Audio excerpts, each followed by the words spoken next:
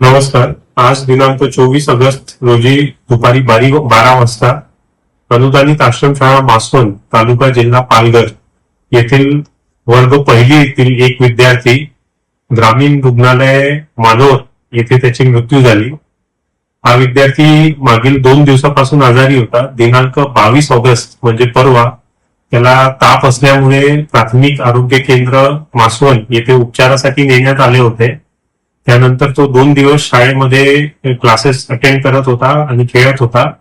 आज सकाळी अचानक तब्येत खराब झाल्यामुळे प्रथमतः त्याला प्राथमिक आरोग्य केंद्र मासवण आणि नंतर तिथून रेफरन्सद्वारे ग्रामीण रुग्णालय मनोर येथे नेण्यात आले.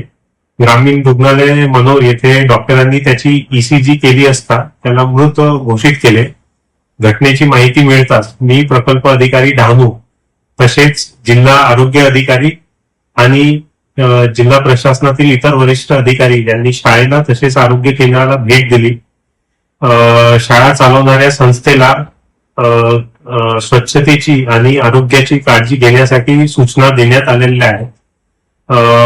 खबरदारी म्हणून त्या शाळेतील सर्व विद्यार्थ्यांची जिल्हा आरोग्य अधिकारी यांच्या सल्ल्यानुसार प्राथमिक आरोग्य तपासणी आजच करण्यात आली.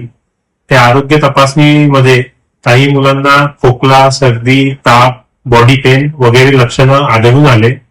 खबरदारी म्हणून या विद्यार्थ्यांना सध्या प्राथमिक आरोग्य केंद्र मासवण येथे निरीक्षणासाठी ठेवलेलं आहे, पण त्यांची प्रकृती पूर्णतः स्थिर आहे. इतर शासकीय आणि अनुदानित आश्रमशाळांमध्ये विद्यार्थ्यांच्या आरोग्याची, परिसराच्या स्वच्छतेची आणि पाणीच्या शुद्धतेची काळजी आम्ही घेत आहोत.